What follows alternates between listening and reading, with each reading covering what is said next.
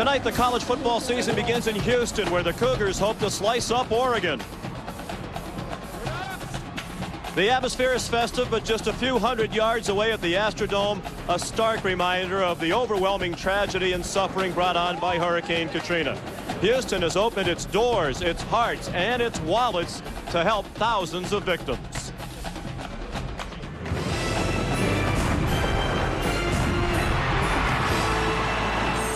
Welcome to the start of another season of college football primetime on ESPN2. Tonight from Reliance Stadium, it's a matchup between the Pac-10 and Conference USA as Oregon takes on Houston. Hello, everybody, and welcome. I'm Sean McDonough, along with Craig James. Delighted to have you with us, and delighted to be kicking off another season of college football coverage here on the ESPN family of networks. And Craig, we have two teams that have been looking forward to the start of this season for a long time. Both the Ducks and Cougars off disappointing seasons a year ago. Oregon 5-6, their first losing season since 1993, and they made some changes as a result. So the Ducks have changed their flight pattern, in other words. This offense, they brought in Gary Crowton, the former head coach at BYU. Crowton's a guy who really is creative. They've gone around and studied a lot of different schools' playbooks. This is an offense that we don't really know what to expect in it. Other than this, it will be wide open. This offense will throw the football, and they have a veteran quarterback and Kellen Clemens to get it done. It was a disappointing season last year for Oregon. It was as well for Houston. The Cougars went 3-8. That was on the heels of a 7-win season and an appearance in a bowl game. They've made some changes, most notably on defense. And they go from a 4-man defensive line to a 3-4. So they're going to do that because they have a lot of speed at linebacker, particularly on the outside. And so the outside linebackers for Houston tonight, if they don't get after Kellen Clemens when he's back to throw the football, Oregon will score a lot of points. And tonight we'll get a look at Haloti Ngata. Coach Mike Bellotti says he's as great a football player as he's ever seen at this level. He's a defensive tackle. He'll have his sights set on Houston's talented all-around quarterback, Kellen Clemens. Spread out on the floor of the dome, milling around the stands, trying to find family members, trying to find a cot and a place to sleep, a hot meal, a shower, just soap and toothpaste. It is quite incredible. This whole relief effort started about 24 hours ago when some 20,000 people from the Superdome in New Orleans tried to make the trek here. A 350-mile journey was made. And throughout the evening, Sean will tell you some of their incredible stories and also how the folks here at Reliance Stadium and the University of Houston are helping out with some free tickets. And a little bit of a relief for some, and hopefully some of those refugees are here at the stadium tonight. They've been invited in. If you've got a driver's license from one of those states down below, come on out and enjoy the ball game. Oregon on offense. They received the opening kickoff after Houston deferred, and Kellen Clemens is in the shotgun on 1st and 10 from the 32-yard line. Then that new look spread designed in part to take advantage of the running ability of Clemens. He keeps and goes to the 35. The rest of the backs and receivers for the Ducks. Terrance Whitehead with a chance at the end of the season to be Oregon's all-time leading rusher, and outstanding skill people throughout. Demetrius Williams fully healthy after injuries a year ago. The question mark on offense is the offensive line. The center, Anoka Lucas, an excellent player. Questions particularly on the left side where they have very little experience. Clemens keeps again, and this time he is tripped up behind the line of scrimmage by Brendan Bahulu. Bahulu, an all-conference USA all-freshman selection. Up front in this new look 3-4, the best player is Gerard Richard. The linebackers, inexperience inside. Lubajaski and Allen are brand new starters with very little playing time. And in the secondary, Sterling, Schwartz, Pope, a converted cornerback, and Gaston. 3rd down and 8 now for Clemens and the Oregon Ducks. Houston showing blitz. They rush 5. Clemens hit as he threw, and it's incomplete. His intended receiver fell down. He was looking for James Finley, a junior college transfer, playing in his first game for Oregon. How about Clemens running the football the first 2 plays of this game, where we thought they were going to come out and really open things up and throw the ball. Wade Kolb from the outside, the linebacker, the speed, getting to Clemens in the backfield. We talked about it in the open. That's why they've gone to this 3-4 defense. They feel like that with Cole and others, they can get to the quarterback and make opportunities for them. Junior college transfer. They've gone to a new protection scheme as well with that 3-player shield right in front of them, and an excellent punt. And excellent field position for Kellen Kolb. He has started every game of his career, all 24, in his true freshman and sophomore seasons. Now a junior from Stephenville, Texas, about an hour outside of Fort Worth. Young man that was put in the frying pan as a freshman, and watching him in games like against Michigan when he was a freshman, those are going to be the foundation for the years to come, his junior and senior year. And a deep throw on first down, incomplete.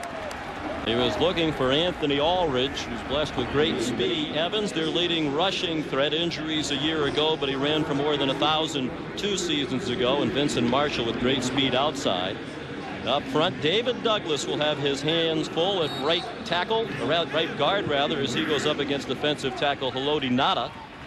Coach Art Briles says Douglas has a chance to make a name for himself tonight against the best defensive lineman they've faced in Briles' 3 years as head coach at Houston. Evans out to the 43, and the Oregon defense, Ngata, a mammoth man in the words of Nick Aliotti, the defensive coordinator up front, at nearly 350 pounds. Haberly, a walk-on, starts at middle linebacker. And in the secondary, 40 combined career starts between Gibson and Finney, outstanding corners. Chung, an 18-year-old redshirt freshman. He just turned 18 about 2 weeks ago. Starts at Rover. Kolb is an excellent runner, as is Clemens, but he's pulled down. A good tackle in the open field to stop him short of the first down. Oh, a high snap. Entirely new specialist unit for Houston, and this was a big concern for Art Briles. Justin Laird gets the punt off, and he did a great job to get that back out near midfield as he had run almost all the way back to the end line. It's a punt of -1, but it could have been a catastrophe for Houston back near the goal line. No chance for Laird, the punter, as it was snapped well over his head.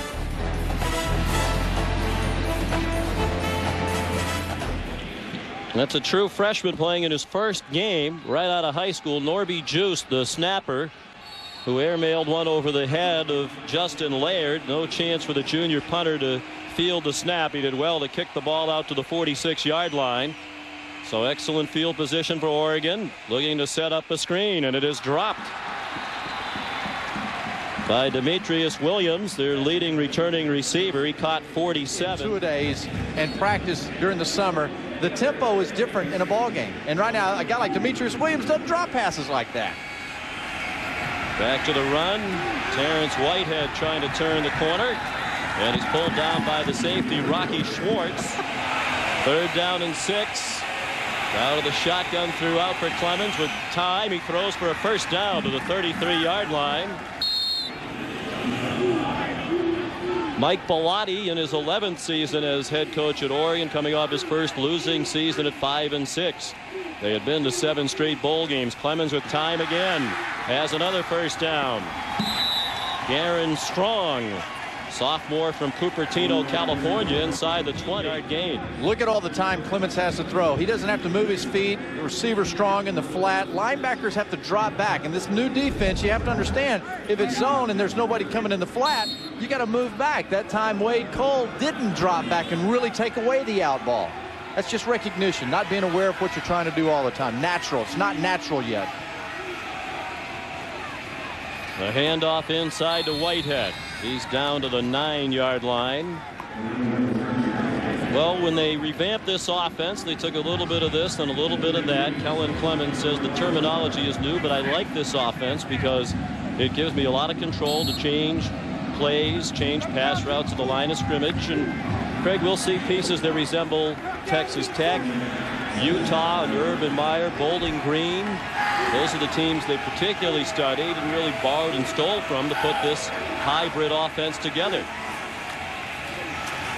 They go to the backup quarterback, Dennis Dixon, who has great speed. He was knocked down short of the first down. Sophomore from San Leandro, California, runs a 4.5 40, fastest 40 time in the history of the Oregon program. He broke Akili Smith's mark in that area. There's a little bit of that moving around. You know, you mentioned all those schools that they've been studying. Eventually, they want this to be considered the Oregon offense. They don't know what that is yet. And even Kellen Clemens has said Defenses have no idea what we're going to do. And quite honestly, sometimes we don't know what we're going to do. Point production down in recent years. Problems with the offensive line. They hope this new attack will make it easier to block. Clemens on 3rd down and 3. Lost one to the back of the end zone. Incomplete. He was looking for the talented tight end Tim Day. Rashawn Pope had the coverage. And the field goal unit comes on. And both teams have question marks with their kickers. Mike Bellotti has Paul Martinez, a junior from Danville, California, about to try his first ever field goal in collegiate competition. He was a field goal kicker in high school, but was a punter at the beginning of his Oregon career. Their starting punter 2 years ago. He lost that job last year. Now he's the place kicker, and he'll try a 22-yard field goal from a tough angle with Brady Leaf holding. He is the younger brother of Ryan Leaf, the former Washington State quarterback. And the kick up and good for Paul Martinez. So Oregon takes advantage of the Houston punt problem. And Mike Bellotti's Ducks lead 3-0. Where the temperature approached 100 degrees today. We had lunch yesterday with Art Briles, the Houston coach. He was complaining it wasn't hot and humid enough. Said the humidity's gone down a little bit. It was, of course, 98 degrees as we were leaving the restaurant, but he wanted a home field advantage brought on by the heat and humidity that the Cougars are used to practicing with. You know, it just depends where you're from if you think it's hot.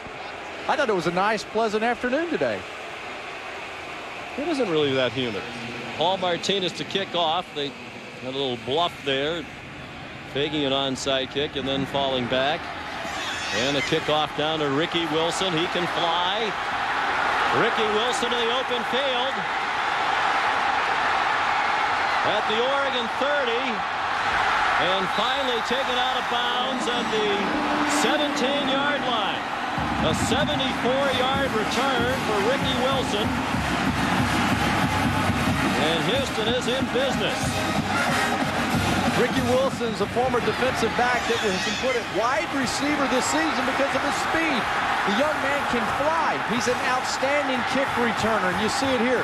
Nice job of blocking, and all that razzle-dazzle of the fake onside kick, and that Oregon's team forgot to go down and keep their lane assignments.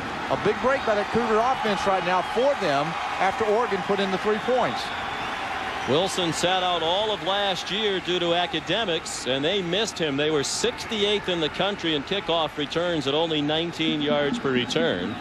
Oregon was offside on the kickoff. They're going to add 5 to the end of the return, move the ball to the 12-yard line. Mike Bellotti said we went from perhaps the best special teams team in the Pac-10 to about 7th or 8th best last year. He revamped the coaching assignments on his staff. All the assistants involved in special teams. He won't like that start to the season. Briles, the head coach, doubles as the offensive coordinator. He calls the plays. Kolb after the fake. Has the receiver open in the flat. And it's Kendall Briles, the son of the head coach. You saw the run before. The previous play, they ran the football. Not a lot of success. The play action, the linebackers came to the inside. And the quick decision to get rid of the football. Be ready to let the ball go. Most quarterbacks hold it another step or two, and they're late getting it to the flat and Briles. Kolb hands it off to Anthony Evans. Good cutback. He lunges for the end zone. Touchdown.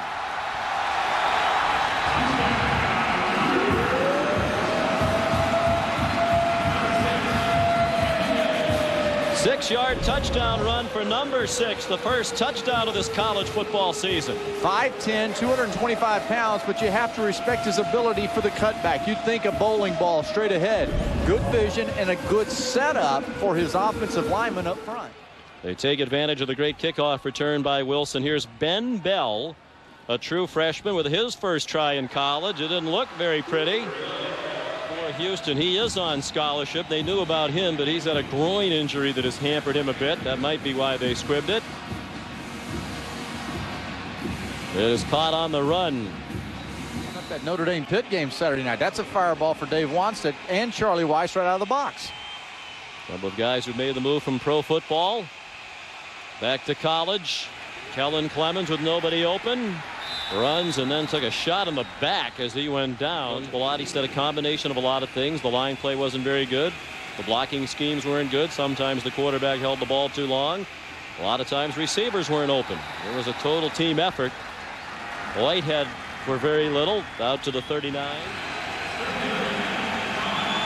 3rd down and 5. The Ducks down 7-3.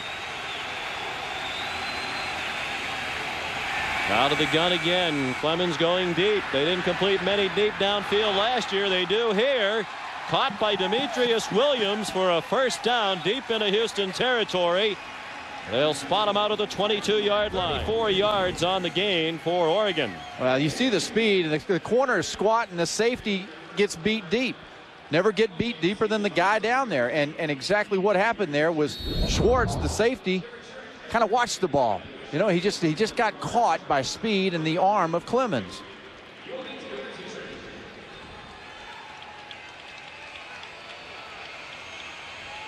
Everything came together there for Oregon. Good protection, the good throw, and the catch by Williams. He was open. Whitehead reverses his field and gets 2. The change in the offense, but as the preseason went along, he said it started to grow on me. Well, this will grow on you too. Watch out, Clemens on the outside. Once Whitehead jumps back out there, he starts to try to block and did pretty much nothing. You know, why didn't you follow me around the corner? Most of their key skill people back. More depth at wide receiver than Clemens had last year, with the addition of James Finley. Mentioned he has the flexibility to a lot more changing at the line. I believe his offensive line move plays. Ball start on the offense. The 75. 5-yard penalty. Still 2nd down. They went to this 3-4 to get more speed on the field, as it helps match up better when teams spread you out, and that is certainly what Oregon is doing here in the 1st quarter. Inside handoff, and again very little doing for Whitehead. Just 13 yards rushing for Whitehead on 5 carries. 3rd down and 11. Oregon trailing 7-3 at the Houston 23-yard line. 4 wide receivers, 3 to the left of Kellen Clemens. He throws quickly under duress, threw it short, and the tackle made immediately by Rocky Schwartz, the safety. That pass was completed to Dennis Dixon, the backup quarterback, with that great speed we spoke of earlier. He lined up in that bunch of 3 wide receivers to the left. Well, Schwartz makes up for getting beat deep earlier, but you see the linebackers come from the Cougars. They forced the early quick throw on 3rd and long underneath. Safety was up tight to make the play quick on it. That was actually James Finley, 18, not number 10, Dixon, who made the catch. 4th down, and Martinez is going to try another field goal. He is already connected from 22, and that one is good. So Paul Martinez's career at Oregon as a place kicker off to an excellent start. Well, as we talked about at the top of the broadcast, the Houston Astrodome is right next door to us here at Reliance Stadium. It is where thousands of refugees from Hurricane Katrina are situated right now, in for the long haul. The massive evacuation started yesterday for the Louisiana Superdome here. The buses rolled in at about 11 o'clock last night and continued all the way through this afternoon. In fact, I'm just told some 10 to 15 more buses will be arriving with more than 2,000 people. It's really an incredible scene inside. There are post-its listed on the floor of the Astrodome in alphabetical order for people trying to find family members. Most are just happy to have a hot shower, some good food, and soap and toothpaste as well. Really quite a scary scene, guys, without question. Most folks believe their homes are destroyed and are still in search of many family members. They're very happy that it'll leave the Superdome in New Orleans, where it was very dangerous. A lot of crime that they saw. An incredible scene next door at the Astrodome, Sean. We see a horrific tragedy that has captivated our entire country. And fortunately for those who've made the trip to Houston, their conditions will be much better in the coming days. Ricky Wilson. They didn't kick it to him that time. Rashawn Pope brought it back, 18 yards. Kolb on 1st down. He's looking to go deep. Has a man open. It's going to be a touchdown for Houston. Donte Avery, 70 yards.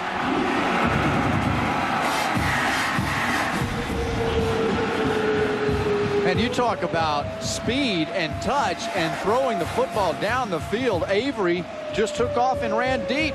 the corner saw the little slant coming underneath and just squatted for just a moment. With Avery's speed, you've heard the Houston coaches and their team say how much speed they have and how excited they are to get into open space. There's an example right there. Art Briles is not afraid to throw the ball down the field, is he, Sean? The freshman Patrick Chung, the 18-year-old redshirt freshman in the secondary.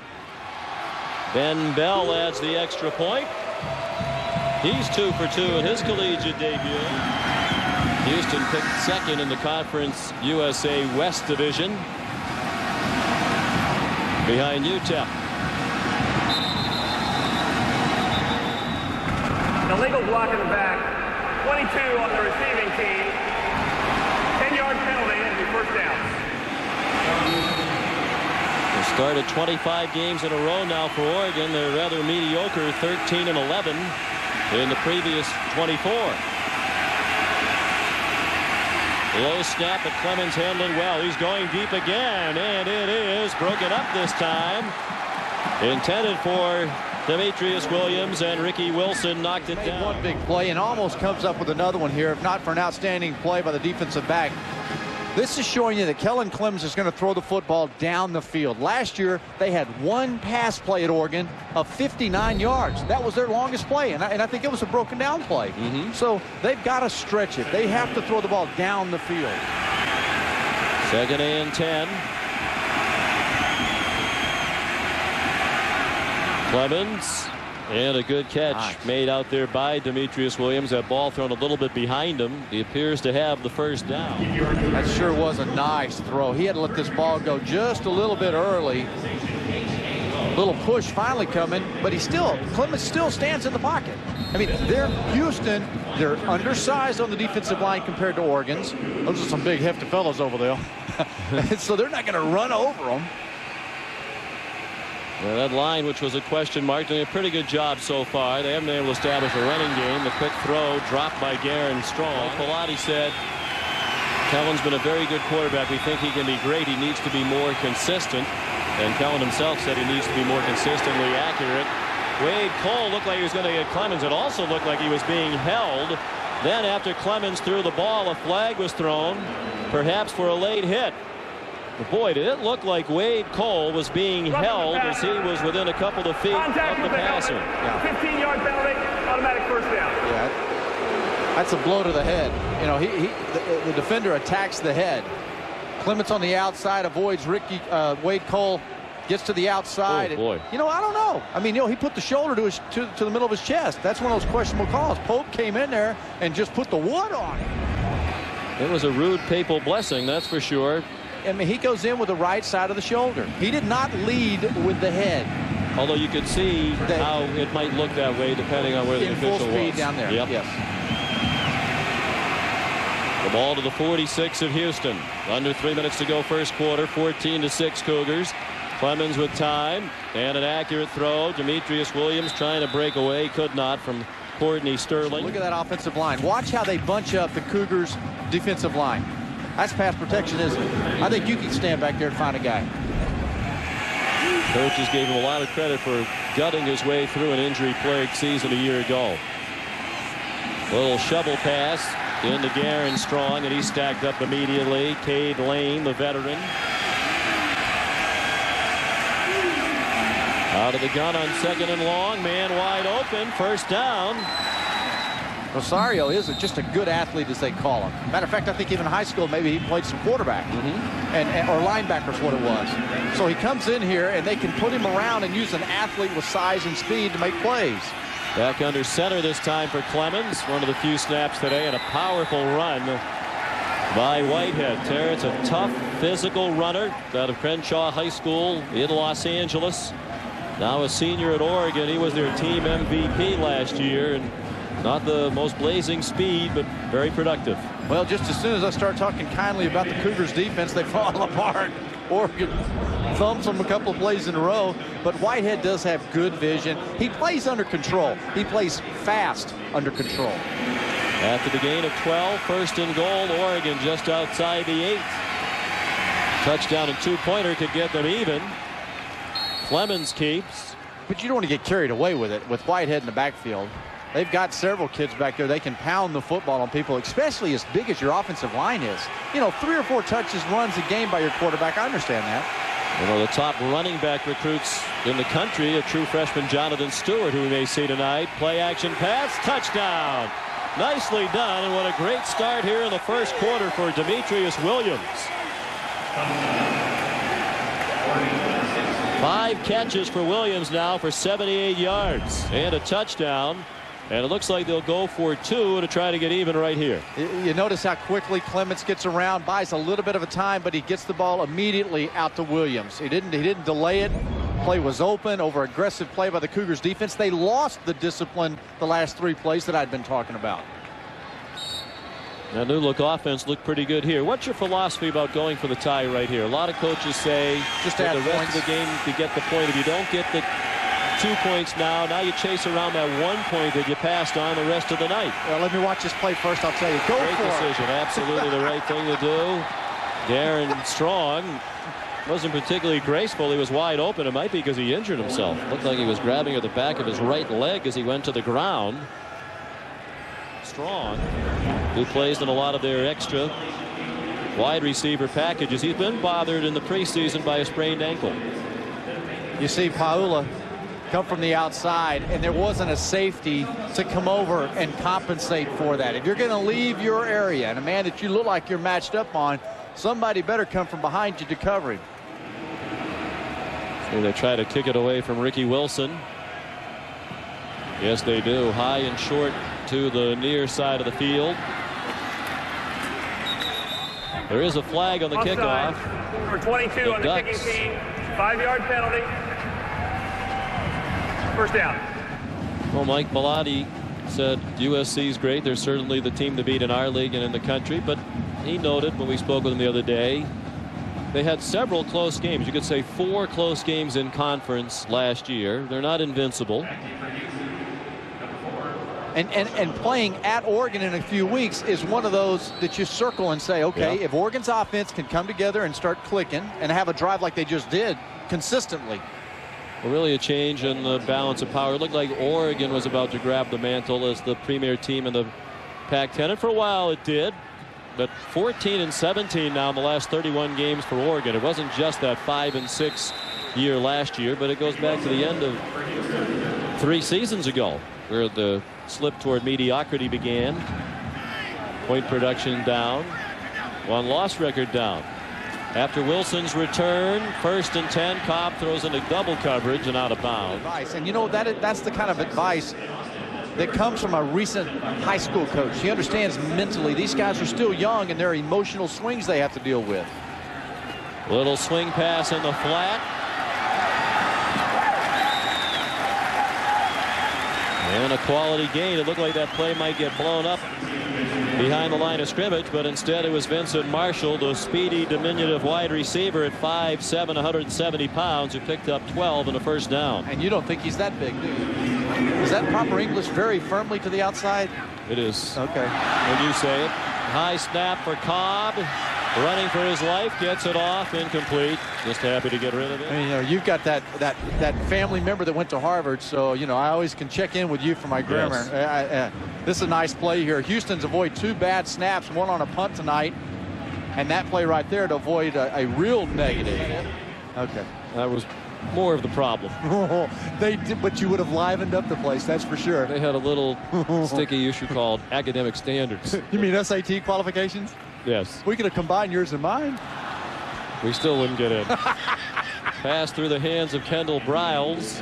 We'll tell you the story. They have a fascinating history together. Kevin Kolb and Kendall Briles and Coach Art Briles, but it takes a little time, and there's only 4 seconds left in the quarter. How's that for our first really solid tease of the season? Yes, I love it. It's going to time spent viewing. I'm going to stick with you. There you go. I'm coming back, second quarter. Oops. Ball start. 71 on the offense. 5-yard penalty. Still third down. Roy Swan, Sir Vincent Rogers backing up. That's Swan backpedaling from the Ducks. He's trying to get a quick jump out of there because that Bellotti he'll give you a knot on your head if you're not ready for him when he comes. Big 96 on that Oregon defensive line. Some say maybe the best defensive lineman they've ever seen out there. Well, Art Briles said he's the best defensive lineman we've faced since I've been the head coach here. Now, considering the last few years they played Miami and Oklahoma last year, Michigan a couple of years ago. And Mike Bellotti, he's been coaching a long time, says Nada is as great a football player as I've ever seen at this level, and he's not prone to hyperbole. Third down and long. They're going long and longer for Ulrich. Touchdown, Houston. 62 yards to Anthony Ulrich, the speed burner from Denton, Texas.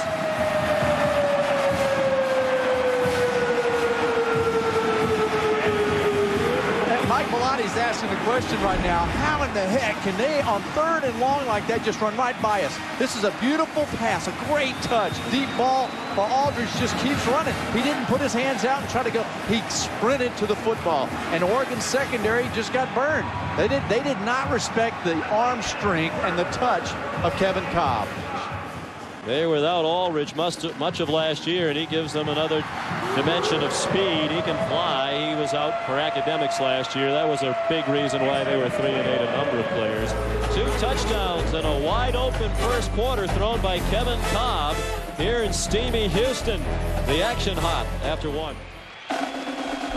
Back in Houston. So many emotions in the city, with the Astrodome right next door where evacuees are being housed, and the start of a college football season. In a wide open first quarter, Houston leads Oregon 21-14. Big plays on both sides. Lefevre's groin might still be bothering him. Bell does not have the big leg. It's a short kickoff down to Sherrod Davis, weaving nicely through the traffic and out to the 40-yard line. Sean, bad news for Oregon now. Their wide receiver, Garen Strong, trainers tell us he'll be reevaluated at the half, but is out for the rest of his first half with a pulled left groin. They're icing it for now. One player they do have healthy after a great start to last season is Demetrius Williams. He was so super on that last drive for the Ducks. He had turf toe last year, an injury he sustained in last year's preseason camp, and says there were times he couldn't make a sharp cut on his pass route, couldn't plant, couldn't stop on his injured right toe. Late in the year, he only played 5 snaps over 3 games, and he really hoped to regain that form, which made him so good a couple years ago. Had almost 1,000 yards. He said, hey, I feel like I'm in high school again. I feel so healthy. I'll need him today. First and 10 Ducks. Clemens under center again for one of the few times tonight. Now a quick pass by Clemens out in the flat to James Finley. Cougars have been playing a game or so a year in here in recent years. Third down and short. Clemens throws short, and with the lunge they get the first down. Demetrius Williams has it just across midfield. And here in Houston, wide open start, minute and a half into the second quarter, a 7-point lead for the Cougars. Clemens in tight to the line to change the play. He'll go under center with 4 wide receivers. Switches to the option and pitches it back to Jackson. And a nice audible, as that's a quality gain on first down. He got about 7 down to the Houston 43. Kind of wonder what Clemens is looking at. You have 3 over here, and you have 2, so he's going to run the option to this side of the field. That's what he checked out of. Felt like he maybe had an advantage with his blocking to the right side, and actually it's pretty poor defense there by number 3, Pahulu. Back out of the gun on second down, a pump fake and then a deep throw. Williams is open. The ball was thrown short, and a flag thrown for pass interference against Ricky Wilson with Wilson.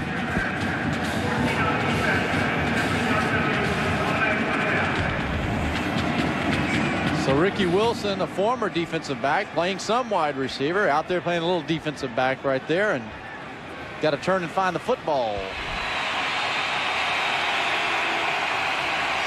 At the 27. Clemens, the late option pitch. Clemens got flattened. And it's Cameron Colden, the wide receiver, who took the pitch, who was stopped for a loss spot. Dropped the play back at the 28-yard line. A loss of 1. And boy, did Clemens get walloped. Oh, he sure did. And, you know, I know the option is something they're really trying to put in, and moving receivers around, coming as pitchbacks. But you don't want Kellen Clemens to get hit too often. You know, that's your arm. That's your guy. And the pass batted down. Marquay Love, the nose tackle, junior from Fort Worth, batted it. Third down and 11.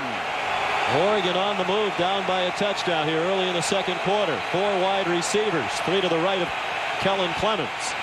The pitch. Demetrius Williams has blockers. Beautiful call. Flag thrown. Right at the feet of a blocker downfield. Need the block. Holding 61 on the offense. 10-yard penalty for the spot and foul. Where that flag was thrown. Yeah, it looked, I mean, the motion of that Cougar defense, the aggressiveness of it, and Demetrius Williams, obviously Gary Crowton likes his ability, doesn't he, Sean? I mean, he's going to try to get the ball in number 6's hands.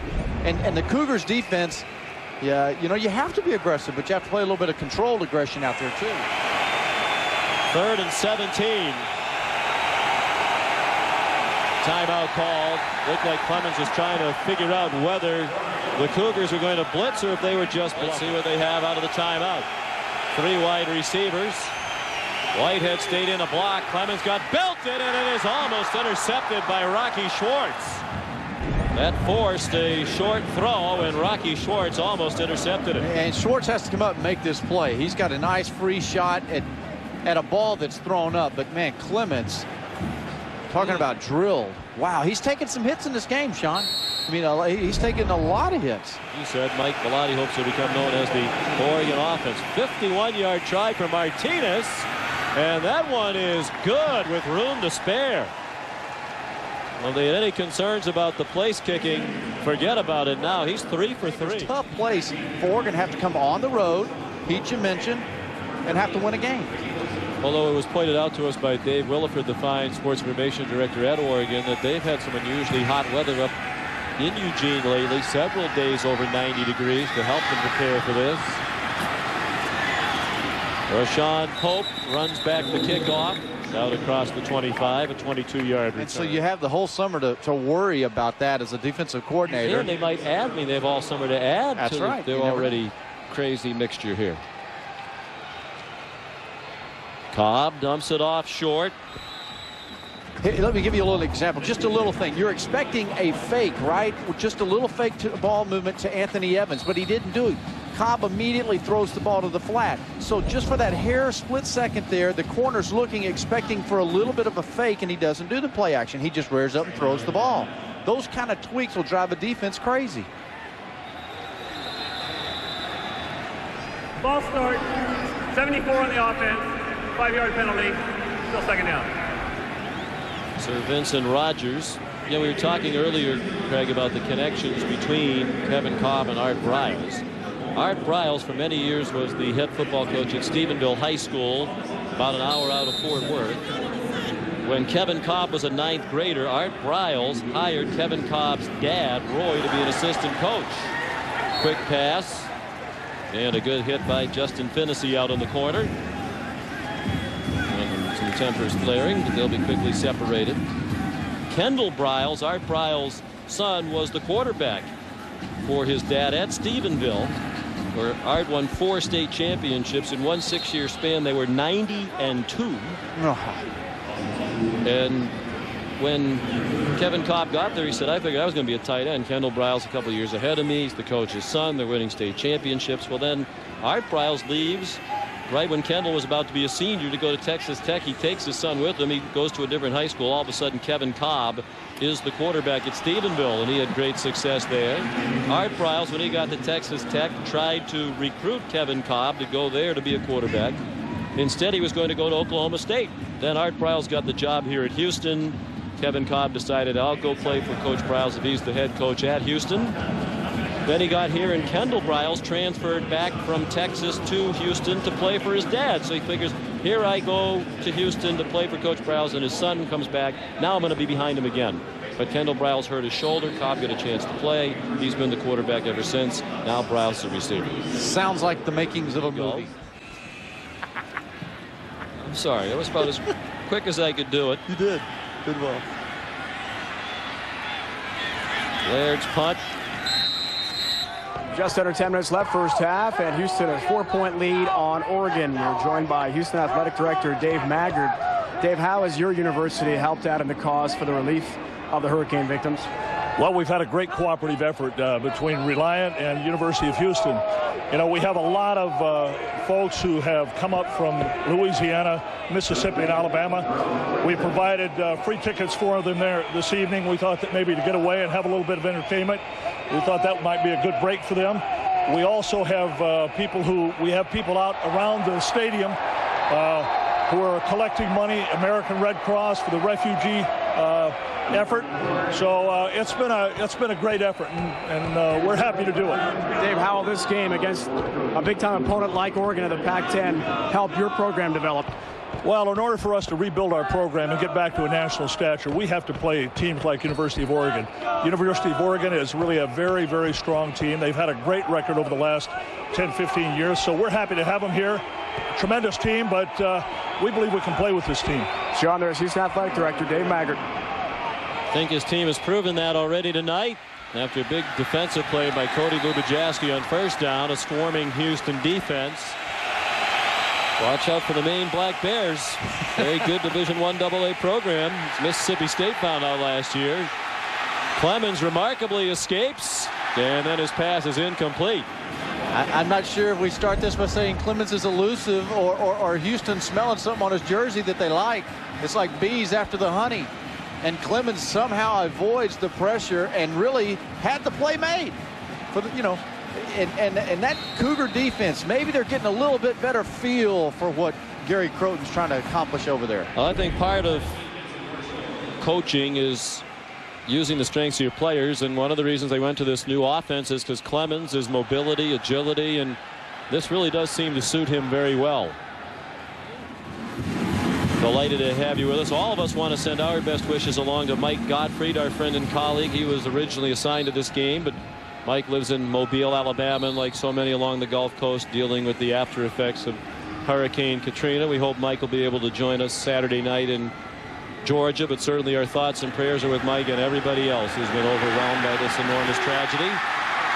Another big play. Houston averaging before that play more than 11 yards per play. They'll improve on that average on the long throw to Ulrich. Missed last year to focus on academics and redshirted back in 2003. Did you see the 2 hop steps towards the middle of the football field? Sean, that's what pulled those safeties into the middle. They went to the post pattern, and then Kolb wisely throws it underneath. And that's discipline. That's a smart, experienced quarterback. Little screen set up to Ryan Gilbert, and he was tripped up. Somebody that I didn't maybe meet with? I meant the secondary. Oh. Early season problems here in the booth as well. You got to get the cobwebs up. He calls the plays. It is a fun offense to watch. They go to the big back. Jackie Battle at more than 250 pounds, and he just runs over folks to get the first down. Like you said, Jerry Glanville, old Falcons coach, Oilers. Now he's defensive coordinator at Hawaii. They stick with Jackie Battle. It just occurred to me, sometimes the light bulb goes off. These big-time schools, they lose their guys after a year or two of big success. But you get a program like Houston, their players, they keep them around. They groom them. They become more accustomed to the offense and what they're trying to accomplish. They flip it to Marshall. He's in trouble and dragged down behind the line of scrimmage. Nice play. Matt Toaina. And they averaged 21 points per game last year. That was 93rd in the nation and down 13.5 points per game from the prior year. Kolb on 3rd and long. Flips it away as he ran out of bounds. I think they're going to say he ran out of bounds before he threw the ball. These were 2 of the worst teams in the country last year protecting the quarterback. 41 sacks allowed by Oregon. And that's one of those plays, too, that you'd like to try to pick up 10 yards or so to give yourself at least a chance for a field goal. Don't go for the first down necessarily. Justin Laird hangs it very high in the air over the head of Finney, and too long. Well, you filled the void nicely, just whisked in on your private jet today. Oh, yeah. Oh, my buddies. Clemens keeps and goes to the 26. Rashawn Pope tripped him up. Clemens from Burns, Oregon, about 4.5 hours east of Eugene. From a ranching family. He told us his family's been ranching in Burns for about 100 years. Right now, Black Angus on the ranch, about 170. Good That'll time. keep you busy. Good time to be in the cattle business. A lot of people eating beef these days. Cattle prices are high. When he's done playing football, I'd like to be a rancher and a high school coach. Holding, 44 on the offense. 10-yard penalty from the previous spot. Main second down. Only did Kellen Clemens, Sean, grow up on a ranch in Oregon. This past June, he was married. His life changed forever. He married Nicole Wheeler, a graduate of San Diego University, whom he met before his freshman year at Oregon back in 2001. The ceremony had more than 300 guests, including teammates Brady Leaf and former Duck Andy Collins serving as groomsmen. The newlyweds spent their honeymoon in Idaho and couldn't wait to get back to campus to start his preseason. Get ready for another Ducks year. But he says stability and security have really come from being married, Sean. Wow, I expected Rhino to break out the wedding pictures there. He had all the details, as always. Pass thrown. Cameron Colvin, one of the top recruits and wide receiver in the country, coming out of high school last year, caught 14 balls as a freshman. Mentioned his wife, University of San Diego, Jim Harbaugh, now the football coach there. First year last year, they won 7 games. He's going to be a stud in coaching, just like his dad, Jack, who won a national championship at Western Kentucky. I remember that. We were doing the Holiday Bowl last year, and you spoke with him and hooked up. That's right. Gave me some money, so that's why I gave him that plug. Third down and short. It's his first collegiate carry. And he just did get the first down. The crowd didn't think so. Now that football, that's the key, isn't it? Not the back, not the fanny, but what was a football? Stewart out of Lacey, Washington, rushed for more than 7,700 yards in high school and 95 touchdowns. Movement along the line. Delay of game on the offense. 5-yard penalty. Still first down. Ready to go till halftime. Out of the gun on first down and 15. Clemens with time and a good throw and a good gain. Some recruiting services had him rated the top recruit out of the West 2 years ago when he came to Oregon. Out of De La Salle High School, one of the best high school programs in the nation. Back they go to Demetrius Williams and some nifty footwork to get out near midfield. Demetrius Williams helping his Oregon offense overcome a couple of mistakes here. A delay of game and a holding call. Nice athletic ability, and if you're not pursuing at Houston right now, Williams is taking that to the house. Big half for Williams. 7 catches, 92 yards and a touchdown. 2 timeouts left for Oregon. The throw underneath to Tim Day. He got punished by Pope and Cox. Cox is from Bend, Oregon. He grew up a Ducks fan. He was providing the Houston players and coaches with a lot of little tidbits that he knew about this Oregon football program. He was excited about a chance to play against the Ducks. 1:20 to go in the half. Clemens forced to pitch it. Here's the highly touted freshman Stewart, and he has the first down. A true freshman. He's big and solid, 5'11", 230 pounds. Devout Christian. So the only thing that's very important to him is a relationship with God. He was one of 5 finalists for the Walter Payton Award as the best high school player in the nation last year. 1st and 10, under a minute to go in the half. Clemens underneath to James Finley. And the ball popped out. Was he down? Yes, say the officials. Art Briles didn't think so. He's right there. And Art Briles is asking them to check the replay. Is that ball out? Looked like it was at least starting to come out. Oregon has called timeout. Meanwhile, the referee, Randy Smith, is heading to the hood. So now 9 of the 11 conferences in 1A football will have some type of replay system this year, including Conference USA. You think he's down? Well, I don't know. The ball coming up there. I'm not so certain about that. The technical advisor is upstairs. He thought it might have come out, so he's called for review. In Conference USA, they're using a model similar to what the NFL uses in the final 2 minutes of play for each half. The technical advisor in the press box will decide on a review. That'll happen throughout the game, but it's the referee on the field who will make the final decision. So the technical advisor in the press box has signaled to the referee that he'd like him to look at this play. which is the same for both the Pac-10 and the Conference USA. The difference is that the referee here will make the call. Yes. In Pac-10, the TA does the call. Yes, which is the way the Big Ten did it. You know, and it has to be totally conclusive. I think the foot's down. I think the side of the leg on the bottom is down before the ball comes out. After review, ruling on the field was that the player's leg was down before the ball came out. That was the case. The next down for Oregon. However, we need to add 5 seconds to the clock because Oregon called timeout before the clock was stopped. Please put 35 seconds on the clock to third down.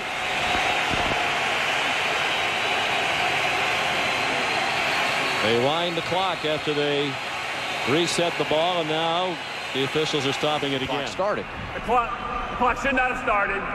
Oregon had timeout. Please reset the clock to 35 seconds. They'd like a touchdown, obviously, but they've had a field goal kicker who's had a great half. Quick swing pass on the flat. Whitehead buried immediately by Willie Gaston. He's out of North Shore High School, one of the top 5A schools here in Texas. He was a quarterback in 25-3 as a starter. I want to make sure that we amplify instant replay, that we explain what's going on. We mentioned 9 out of 11, so people at home might be saying, well, Sean and Craig, which are the two that aren't? It's the WAC and the Sun Belt. And in the Mountain West, they're going to let the coaches challenge. Do you like that? What do you think is the best? I'm a fan of some form of instant replay, and I thought the Big Ten did a credible job last year. I really did. That wasn't the question. Okay, well, Senator, could you answer the question? Which system do you like? Do you like the coaches to have challenges? What part of that didn't you understand? I like the Big Ten. I think they had a credible system last year. You didn't say that was the best. You just said you liked it. Okay, well, you're pulling an attorney kind of Harvard move on me here. Right. It was semantics that you're looking for, and I'm just telling you the Big Ten did a good job. But did they do the best job? First and 10. 10th play of the drive. No timeouts left now. Blitz from Houston. Man wide open. Far side of the field. Kolb wisely goes out of bounds. Very near the marker. Second less than a yard.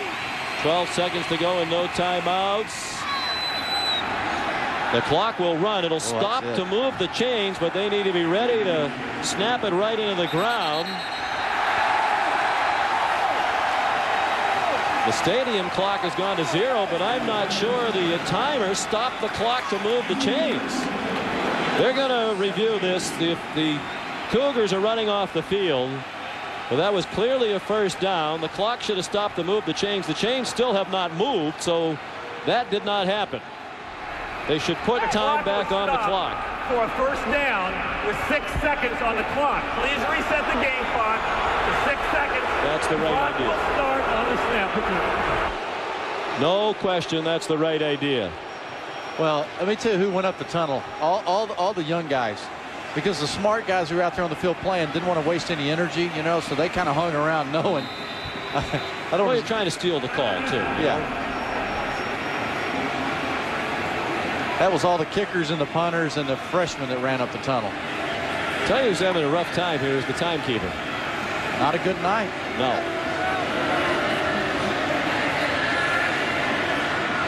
Art Briles is upset. You know, Mike Bellotti's been upset with the officials here in the last minute. I think the officials have done all right. It's the timekeeper who's caused them a lot of the problems. But they're going to have to be ready to go over the ball as soon as they deem it ready for play. That clock, the 6 seconds, are going to start ticking off. They have to be ready, do the Ducks, to spike that into the ground or run a play. Now you could theoretically snap and run a play if you're ready to go on the reset. They need to be worried about getting in position for a field goal attempt. Now Houston has called timeout. That's the reason for this longer delay. That might take all the 6 seconds.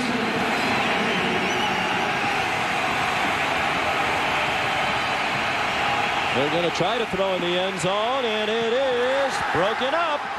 But still, time on the clock, 2 seconds, as Willie Gaston knocked down the ball. So you're telling me that only took 4 seconds to run that play? That's mighty confident from the sideline in Oregon that you're going to be able to, because Man, look at that. I guarantee you there's no way. That's what Art Briles is saying. How did that only take 4 seconds?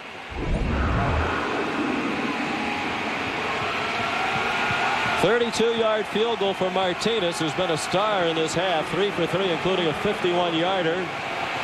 This will be from 32. And he hooked it. No good, wide to the left. So after all that, it ends with a thud for Oregon at the end of the first half. Houston 21 and Oregon 17. 21-17 Houston over Oregon at the half. Plenty of highlights. The first touchdown of the ball game, Anthony Evans, a 6-yard run, but then the big play attack appeared for Houston.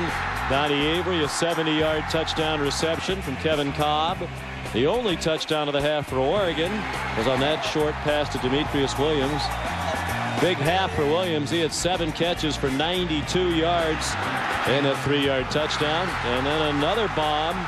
Anthony Ulrich, 64 yards and a touchdown for Houston. Coaching staffs told us they'd be vanilla at the start of the game, try to see what the other guy was trying to do, then maybe adjust as they went along. Yeah, there's the quarterback comparison, and both were very good in the first half. No mistakes, no interceptions, and the consistency there of not making mistakes has been something that both quarterbacks wanted to accomplish here. So now you come out and it feels like Clemens is feeling his way a little bit through the underneath game. Okay, so Clemens is going to rear up, and the Cougar secondary better be prepared too, because he'll stretch you. He'll try to. Kickoff went out of bounds, but after it crossed into the end zone, so it's a touchback. And Kolb comes out throwing.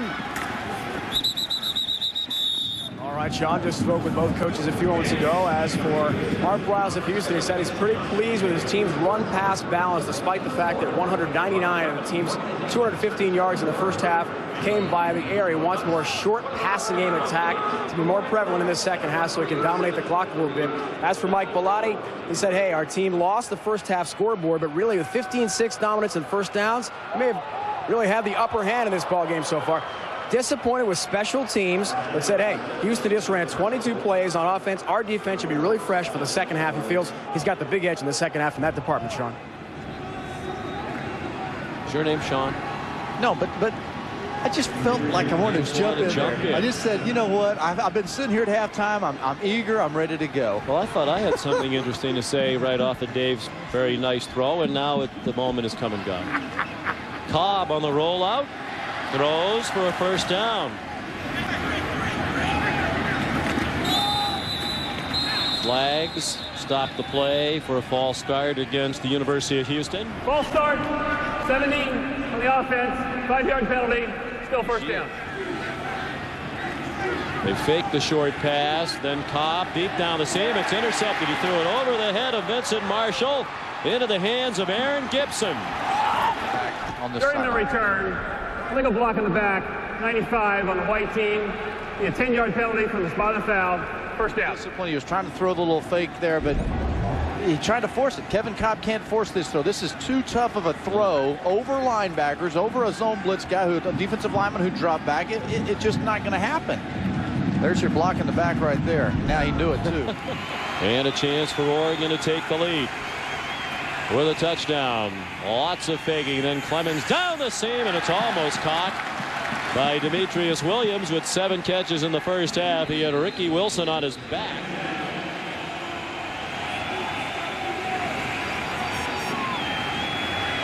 Back in Houston, and on second down, Clemens finds Finley. Rocky Schwartz pulled him down, but that's a first down for Oregon. He tells Kellen Clemens, when all else fails, just throw the ball to James Finley. He's always open.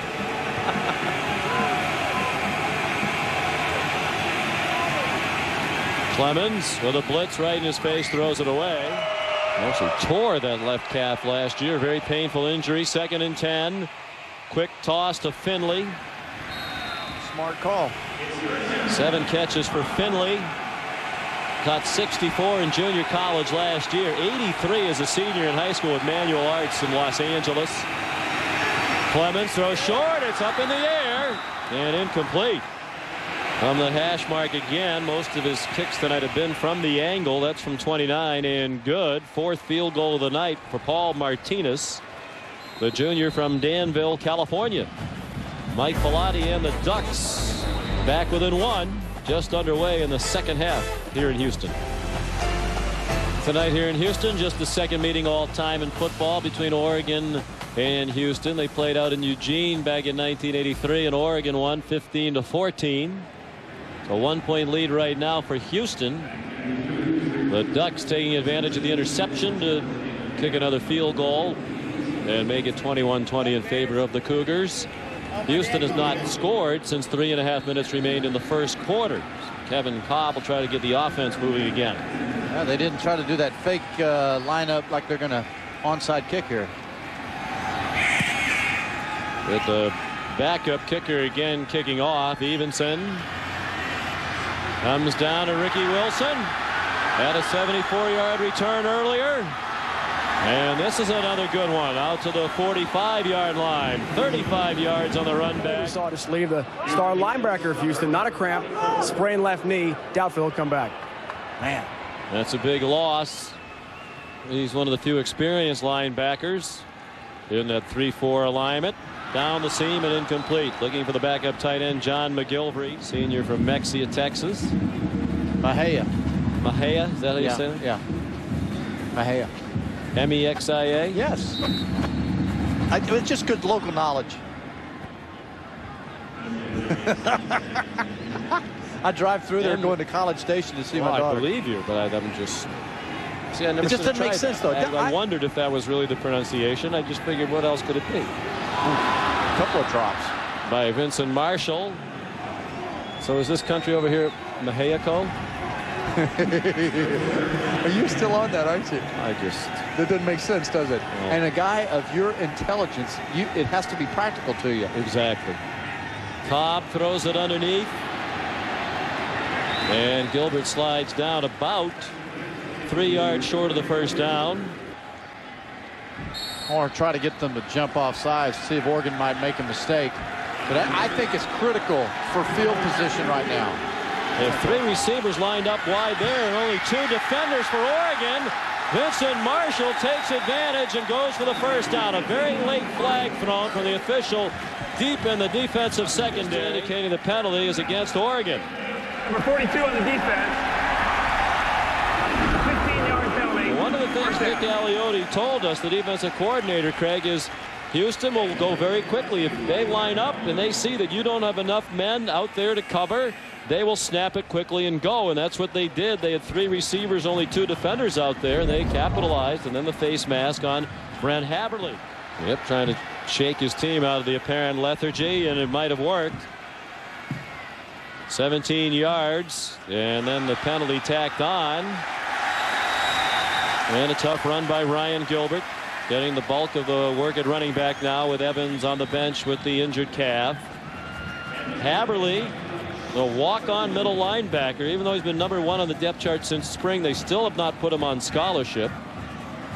He said, yeah, I thought about that, but I really haven't done anything yet either. They don't start school till much later this month, so they don't really have to start paying bills till then. We're told that perhaps in another week or 2 he'll be put on scholarship. Man, perhaps. I'd like to go into that school. Start in September, middle of September. From the 10-yard line, too quick a throw. Perhaps if it was intended for 21 Harold Taylor. Benefit and a plus for Nick Aliotti and his staff and the players to have to face this kind of offense, because in a couple of weeks they're going to be facing in a high-octane conference opponent in USC. And movement. The play is dead, even though the pass was caught at the 1. False start. 13 on the offense. Prior to the snap, 5-yard penalty. Still 3rd down. 3rd down and 9. Houston with the ball in a 1-point lead. Shovel pass inside to Kendall Briles. He's down at the 9, short of the first down. You'd have to think they'd try the field goal here. And Art Briles did tell us yesterday, as a result, you might see us do things on 4th down we ordinarily wouldn't do. Well, this might be one of them right here. They graduated snapper, holder, kicker, you know. 4th down and 3. Three receivers right now. The timeout. They might have just been trying to get him to jump offside. What was that? Terrible. He's just trying to get that field goal unit out there. We have no play. The ball was never marked ready for play. The ball was never snapped. No. You like this move? Unproven kicker. You're down here on the 9. Go for it. 4th and 3. But when you're winning 21-0, I'd take the points. Kolb in trouble. Has to get rid of it, and it's incomplete. Out of bounds. Would have been short of the first down anyway. Caught by Avery. I will say this. That was a successful drive from the standpoint of 4th down conversion at midfield. Let their defense catch their breath a little bit more. A little. They're the ones who are cramping. They thought they'd have the home field advantage in the heat and humidity. The roof open. Temperature well up into the 90s at kickoff. Terrance Whitehead on first down. He said we looked at Texas Tech for the quick passing game. We looked at Bowling Green. They run the same kind of spread that Utah ran because Urban Meyer really put them both in. But they do more misdirections, boots and nakeds. They've borrowed from this and that. It's been a pretty nice mixture here tonight. They haven't put in the end zone as often as they'd like. They've been settling for field goals, but they have had the edge in time of possession, first downs. Already thin at linebacker. Lance Everson, who would have been their starting inside linebacker, is out with a knee injury. Clemens up to the line. 5 receivers, 3 to his left, 2 to the right. Clemens throws, first down. James Finley bounced out of bounds at the 23-yard line. There's a flag down deep down the field. A delay of game. They didn't get it off. Against the offense. The 5-yard penalty. Still be third down. And if I had hair, I'd be doing shampoo commercials, but that's not the way it is. 10 penalties against Oregon for 80 yards. 3rd down and 8. Heavy rush. Clemens runs, needs to get near the 20, and he did. And then knocked out of bounds. They wanted a late hit. They're not going to get it. Rocky Schwartz hit him along the boundary. Kellen Clemens showing his terrific athleticism. And the Cougars tried to pinch with corner blitz coming off the side to contain Kellen Clemens. And Clemens just on the ground. He's thrown for 5,300 yards and change. Only Danny O'Neill and Bill Musgrave have thrown for more entering their junior season than Kellen Clemens. Now a senior. Finley out to the 35-yard line. You've got a significantly different defense now. Rashawn Pope is not out there. Cole's not out there. And you can see a difference. It's a tentative group. Ball batted up in the air and it falls incomplete. Markley Love had the cramp. He is back in there. 99, the nose tackle. Well, certainly Finley has been a nice addition to the arsenal available to Clemens. He's had 8 catches tonight for 64 yards. They've been waiting a long time in Eugene for Finley to play. Originally committed to Oregon State in 02, Oregon in 03, but did not gain eligibility at either school. He spent time at Compton in junior college. Very frustrated. He knew he had the talent to be a major performer at this level, but just academically could not gain admission. This time Demetrius Williams has it stripped. Incomplete. Looked like a catch, but then it was knocked away by Joseph Gonzalez. And Gonzalez was a part of a 5-man rotation who just came in the game to get a fresh unit out there. A very smart, timely transition down off, South Central. 3rd and 10. Out of the gun, Clemens. 5-man rush. He steps up away from all 5 and throws for a first down. Cameron Colvin swung down in Houston territory at the 44-yard line. They definitely, the pass rushers are messing up at Houston. Once they get up to the middle of the field, you'll see how there's a void right here in the middle on the left side. It's like the Cougars are not looking at Clemens in the backfield as much as they are the Oregon offensive line. Now back to the run. It's Clemens after an excellent fake to Whitehead. He may go all the way. Only the speedy Wilson able to drag him down. A flag thrown at the end, perhaps for a face mask. incidental face mask, 5 yards against the defense, penalty be half the distance to the goal, first down. So the old farmer, the old cowboy, The rancher. out of the Northwest doing a little doggy riding here. I'm telling you, get on the back. Let's go for a ride, young man. Cougars are getting beaten out ankles. They're tired. This is a tired football team. Chance for Oregon to take its second lead of the night. They led briefly 3-0 in the first quarter. And there it is. Touchdown. They put the backup quarterback Dennis Dixon in, and the sophomore from San Leandro, California, scores the touchdown. You saw Mike Bellotti asking his assistant coaches should he go for 2. One would give him a 6-point lead. I think with this much time left, you go for 1. I think with a tired defense, you go for 2. Go for 2. And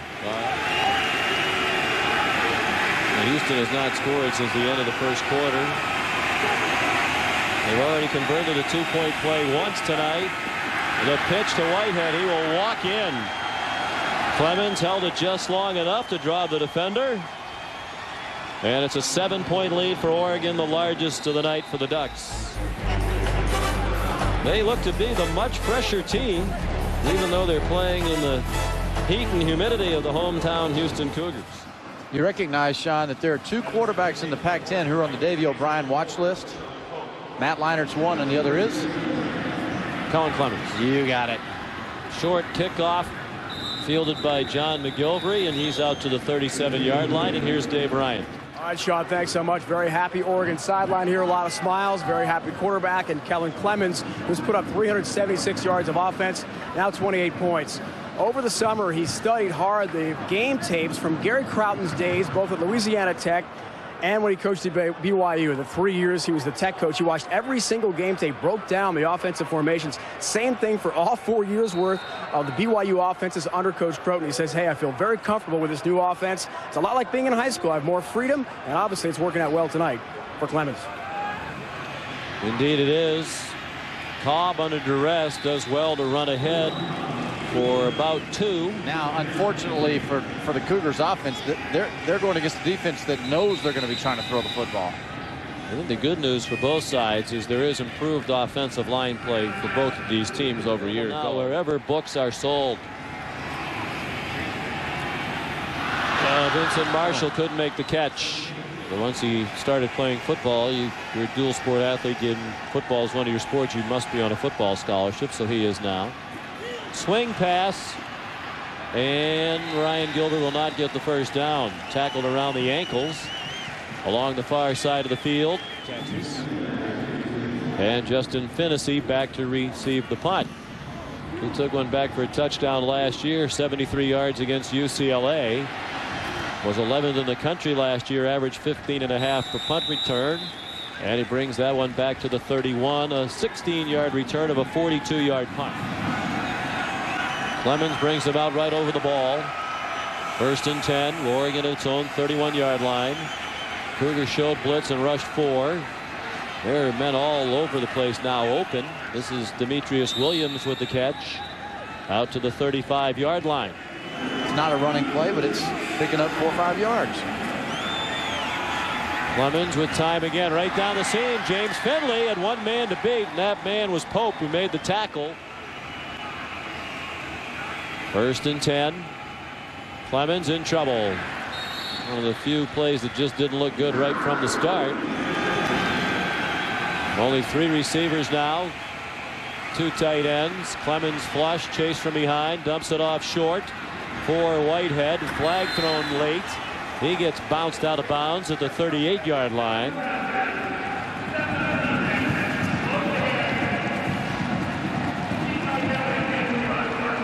It gets worse for Houston.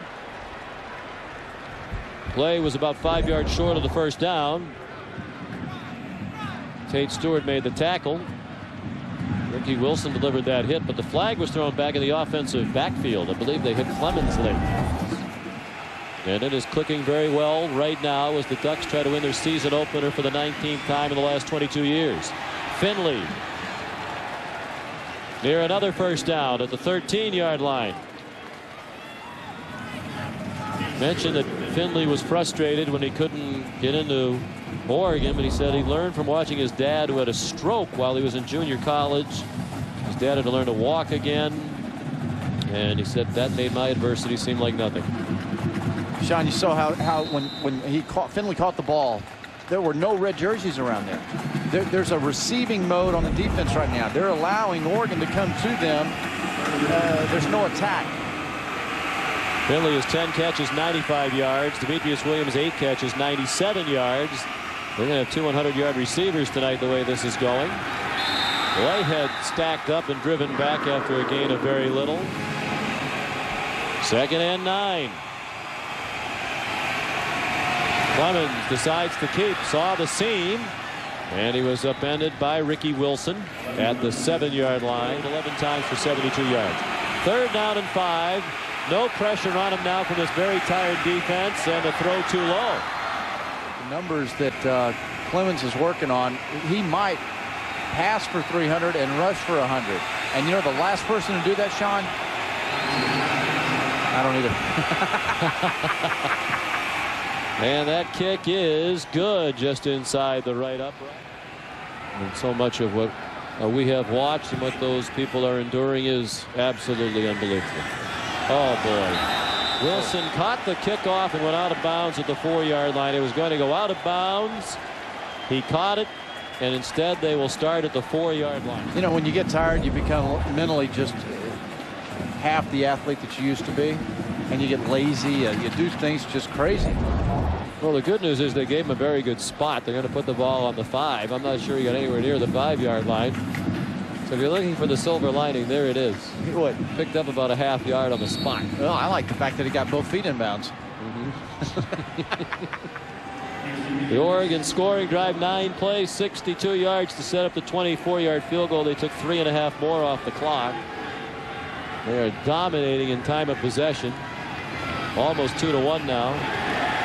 And Gilbert stopped for a loss.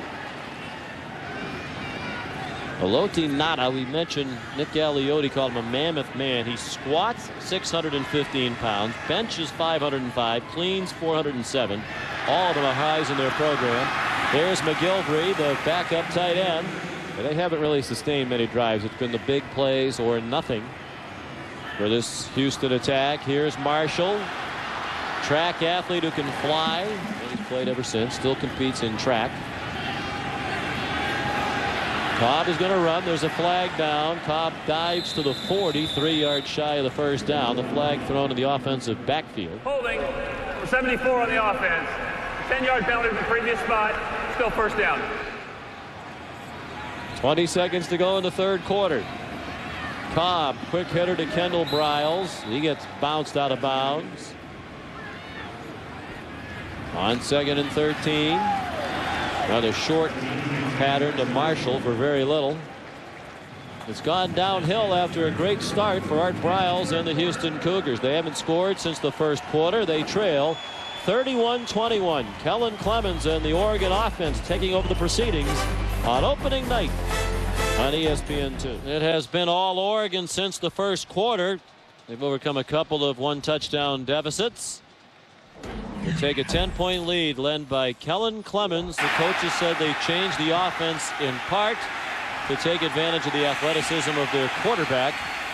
And we've seen evidence that this is a nice blend of quarterback skills and offense of philosophy tonight. He's not hesitant at all. He's playing the game. His athletic ability is going. And in a new offense, that's impressive. So it gives you confidence that 2, 3, 4, 5 weeks from now, he should be really comfortable in this offense. Hey, for the opening night in any offense, never mind a new offense, with as much as they're trying to do within this offense, they've been very impressive. 3rd down for Houston on the opening play of the 4th quarter. 3rd and 10. Cougars at their own 33. Kolb flush from the pocket, and then it was almost intercepted. And we're seeing it right here. Yep. Justin Laird with a good punt. Justin Finnessy back to receive it. And another good run back by one of the best punt returners in the country. Out to the 49-yard line. 28-yard return. Like that, no problem. Not so fast, my friend. Well, Coach Corso would say. Not so fast. Clemens looking for a knockout punch, and what a catch by Demetrius Williams. He just went up and ripped it away from Ricky Wilson. And again, Clemens has all the time in the world in the pocket, but Williams, the way he comes and moves to the ball, body position, so that Ricky Wilson can't go to it. Puts his body between the defender and the ball. 9 catches for 133 yards. 112 career receptions now for Demetrius. From the 15. Clemens pitched it out late to Cameron Kolb, the wide receiver. Holding, 18 on the offense. It's a 10-yard penalty from the spot of foul. Still first down. They play 2 per year. And the only win dating back to 2000 against the BCS school was against Mississippi State in 2003. Now, to their credit, they played a lot of big-time schools since then. LSU, Texas 3 times, Michigan, Miami, Oklahoma, now Oregon. You're not going to beat those teams very often. And this can be a difficult place. They have not won consistently here since the days of Bill Yeoman, who coached here for 25 years and is still actively involved with the program, maintains an office in their athletic complex. Tom Penders, the basketball coach, also nearby. Craig will utilize the telestrator perhaps later to point him out to the end zone. Touchdown, Donte Rosario. He just ran away from the tired defense, and the Ducks are running away from the Cougars. Rosario was a fullback last year. We've talked about the move that he's taken now to the wide receiver slot. That's a really difficult catch. Yep. And a nice throw and a good finish to it. But you're right, they are. They're a fresh football team. They're out there playing against a tired, run-down Cougar defense. Cougars thought the heat and humidity would be to their advantage. They look spent and have for a while. Boy, 2 years ago, I was down and watched Oregon play at Mississippi State. Kind of thought the same thing. Maybe they were going to go down to Mississippi State at in a hot environment, humid night. It didn't work out that way. Clemens and company beat them. I mean, they just kept going. I think they're going to review this to see if Rosario is in bounds. It looked like he got the 1 foot in. Second foot was out of bounds, but you just need the 1. I thought the left foot was in when he had the ball in his hands. Well, let's see. When he has possession, does he juggle it a little bit there? No, I just think he was just with it in his hands. Yeah. Oh, he's got total control. He was spinning the ball. Oh, Andy Smith's going to take a look at it. We talked to the Houston players yesterday too, Craig. Wade Cole told us, last year they might have been a little fat and happy after the bowl game the year before. Didn't work as hard as they should. He said this year these players worked extra hard in their off-season programs, their conditioning. They worked out a lot together as a team this summer. I don't think they're going to overturn that. No, that's a touchdown.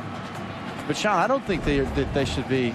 They'll be disappointed. But this is not like they've come out here and laid an egg. Here's The Randy ruling Smith. on the field. The receiver possessed the ball, came down with 1 foot in bounds. Is confirmed. We have a touchdown. But it took too long. I like there being 4 minutes roughly. We're told. I mean, that's too long. You need to get in there and start the clock. When you walk in the peeper there, you're hungry now, aren't you? I can usually tell when you get tired and hungry, you get a little cranky. Yeah, I know.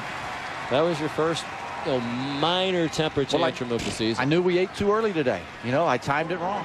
Been a great night for Gary Crowton. This new offense at Oregon, engineered by Kellen Clemens. And one of the nice things, now Rice and Houston are back in the same league for the first time in 10 years. That'll rekindle a nice rivalry. They, of course, played last year. Rice beat them, which got them off and running in the wrong direction. Did Houston. Perry McDaniel returns the kickoff. But those are 2 schools 4.5 miles apart. They're big rivals, and it'll be nice that they're in the same league. Next, against Minnesota, speaking of Conference USA. 5 wide receivers, 4 to the left. They throw to the 1 to the right. And it's Avery for a very short gain. Taken out of bounds by Aaron Gibson.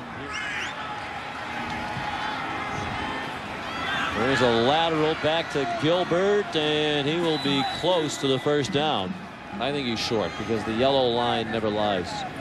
One of the great innovations in the history of sports television.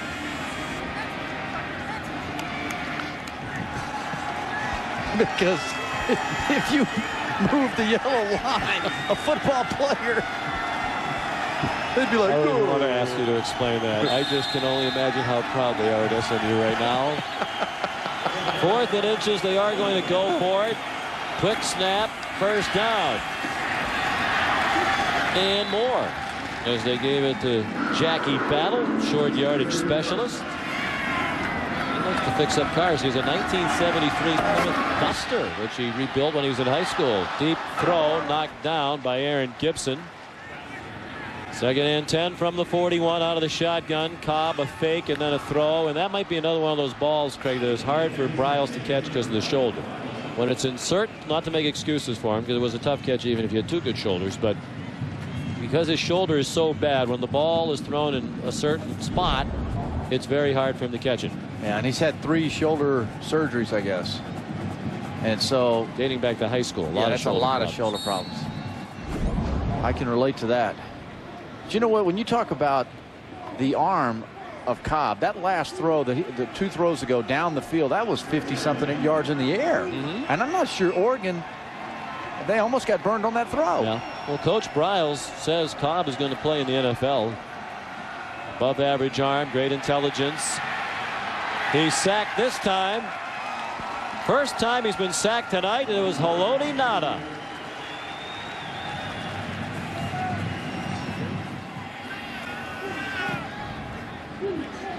Justin Laird punts.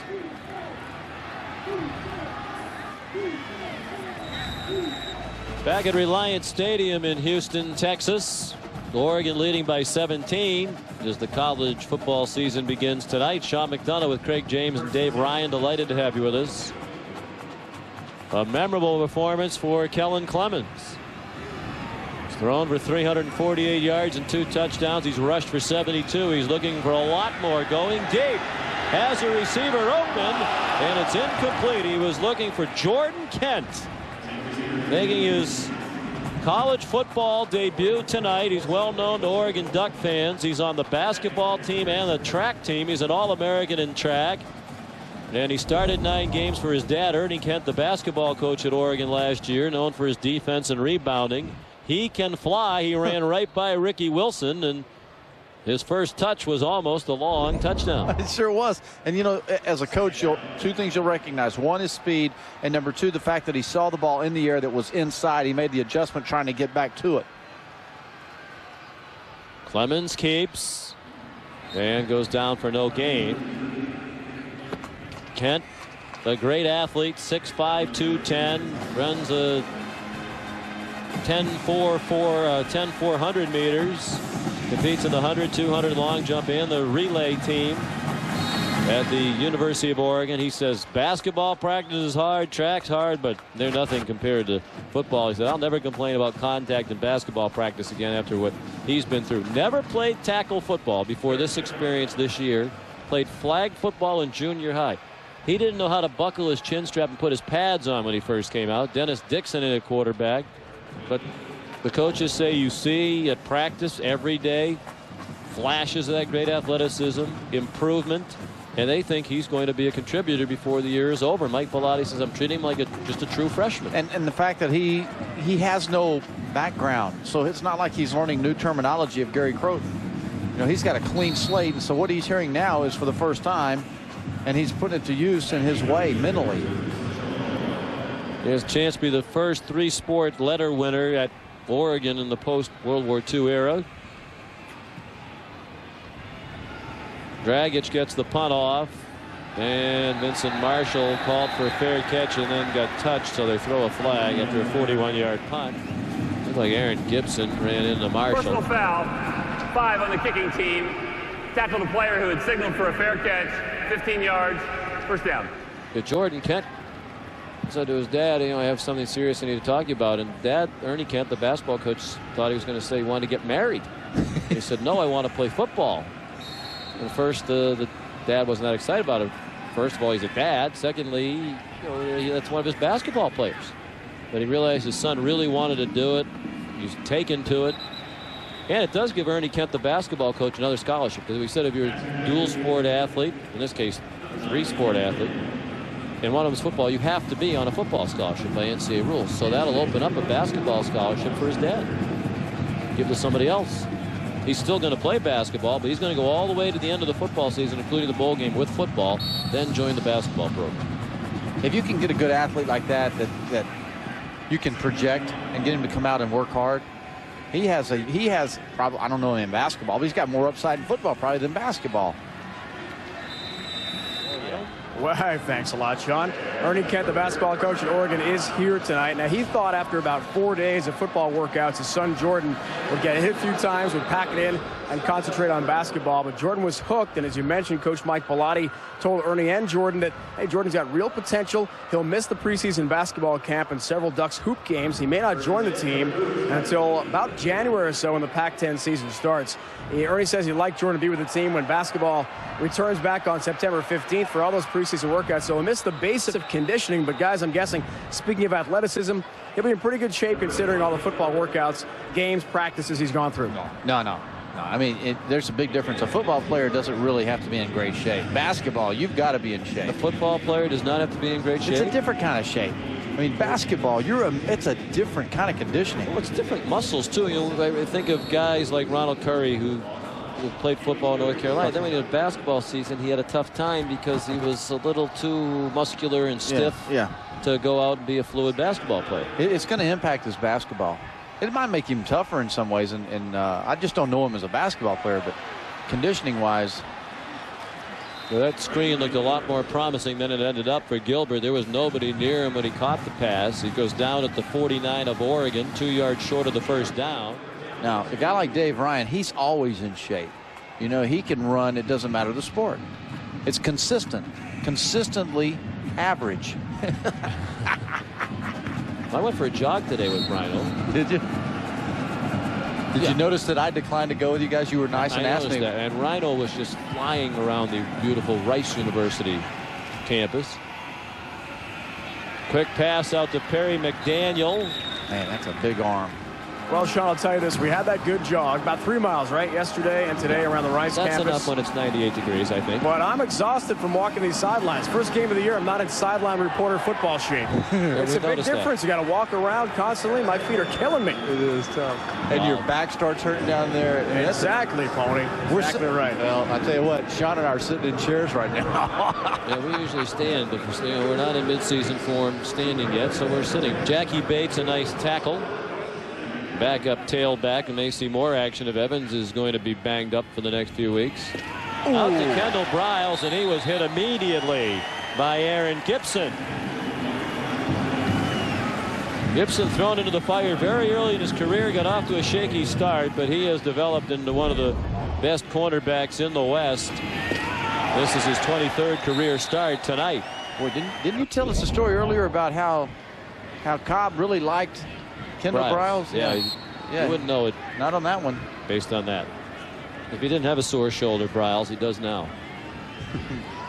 Third down and long, 15 from the 47, and the clock running down to 7:45 to go. Houston down by 17. Kolb with a lot of time, and his pass too high for Donnie Avery. Just a three-man rush. Kolb has nobody in sight. Oh, there's a mistake. You don't want to catch that on fourth down. Of course, you want the stats, Rodney Woods, but he just cost them about 40 yards of field position. They're celebrating, but it's a bad play. Not that one's over, but our booth. Well, did you think that Tulsa was going to go beat Minnesota? No, we are projecting Minnesota as the winner already, based on early returns. Yes. Here are some other key games here in September. I'll be in Athens. Florida State's trying to figure it out. They've been trying to figure out all that for a while. I think Florida State's really they're searching. There's the highly touted freshman Stewart, and you can understand why they are so excited about the future of Jonathan Stewart. Rushed for 7,795 yards at Timberline High School up in Lacey, Washington. 95 touchdowns, over 1,000 yards all 4 years in high school. That's a 33-yard run from a powerfully built true freshman. They say there's a circus atmosphere and certainly of expectations for him already. And pretty level-headed young man, and is going to have a bright future. Mike Bellotti says he's as good as any recruit we've ever had. Second in the Washington State meet in the 100 meters last spring, despite the fact that he had a tight hamstring. There's Terrell Jackson. They're just ripping holes now through this totally wiped out Houston defense. Stewart put up the kind of numbers in high school that you did here in the Houston area. In one game against Centralia, 422 yards. His single game high for touchdowns was 9. In one game, in 9? One game, 9. Did the opponent show up? Apparently not. They didn't get the memo. But he spent the summer. He's close to his family. Mentioned a very religious young man. Dixon back in at quarterback. Spent the summer working at a grocery store in Lacey, Washington. Did the Oregon conditioning drills kind of on his own, but wanted to spend a little more time at home. Pretty powerful there to bounce off a tackle and get 2 or 3 more. I'd say they're in good shape at running back with Whitehead, Jackson, and Stewart. A 3-headed tandem. What? Wait a minute. That was a trio, perhaps. It's getting late, man. I've been busted on my... Well, we want to give you a lot of credit. I mean, you scrambled to get over here when we learned that Mike Gottfried was not going to be able to get here. Man, I hope Mike's doing okay. Yes, we do. Mike and his beautiful family. We look forward to seeing Mike on Saturday night in Athens. That's going to be a good game. You know, that Boise State game, they've lost 2 games in the last 2 years. The opponent was supposed to have been Tulane, who backed out of the deal. So Georgia had to find an opponent. So they go get instead of a team who's 10-13 in the last 2 years, they've got a team that's lost twice in the last 2 years. And Georgia has a lot of key players who are suspended for this first game. Boise State has 3 themselves who will not play, key players due to suspension. Offside, defense, number 90, 5-yard penalty. Penalty results in a first down. I think Louisville has a chance with Brian Brom at quarterback to be one heck of a football team. Bush running the ball. Big kid that used to be a quarterback. They're a physical, big team. There's Dixon. They love his athleticism. They get tackled about 6 yards out of bounds, and the officials throw the flag. Personal foul, 35 on the defense. Penalty will be half the distance with an automatic first down. Dixon throws, and it is intercepted. And brought back by Trent Allen.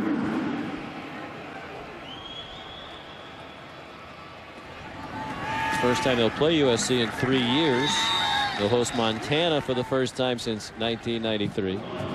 2nd and 10 for Houston, under 4 minutes to go.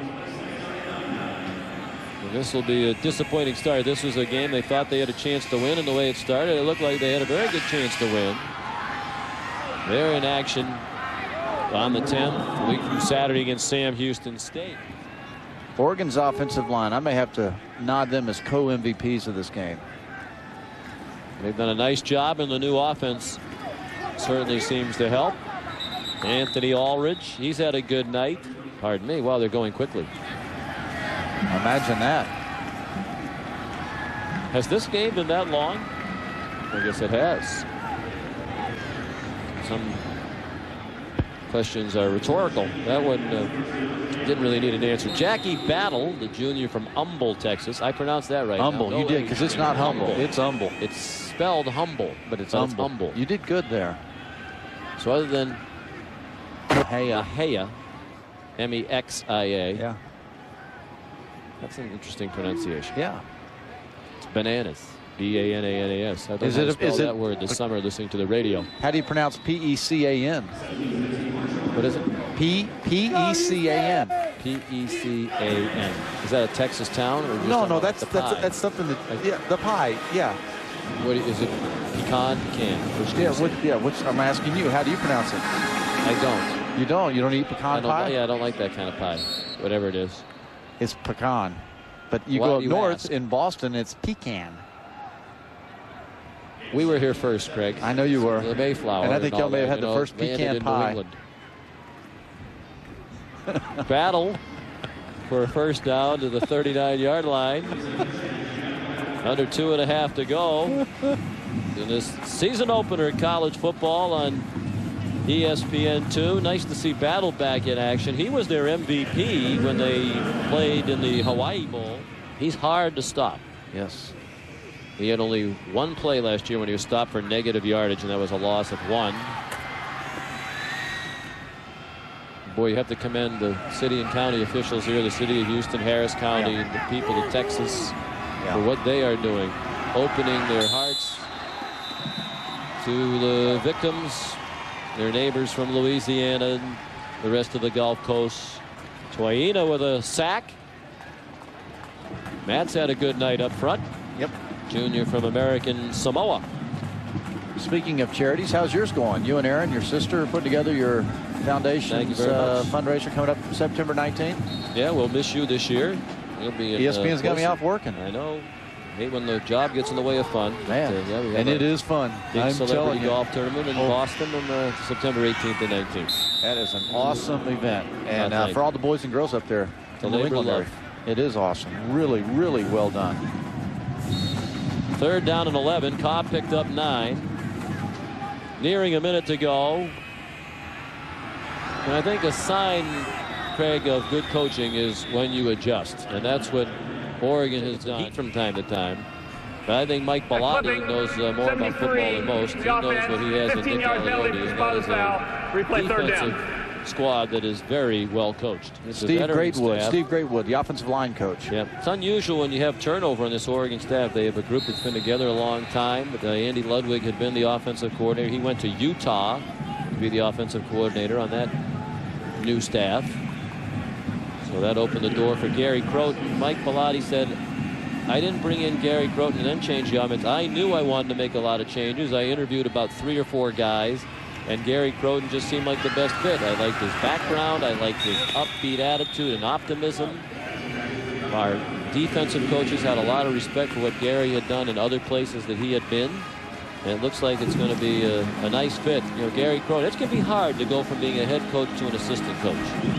Although I think Gary Crowton has the kind of lack of ego that he's going to be able to handle it very well. And I think he's probably looking forward to it right now. Getting rid of those pressures, going back to football.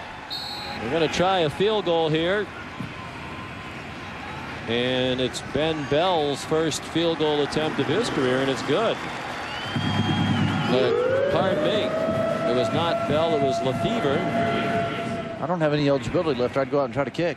I'm a square toe guy, though, straight on.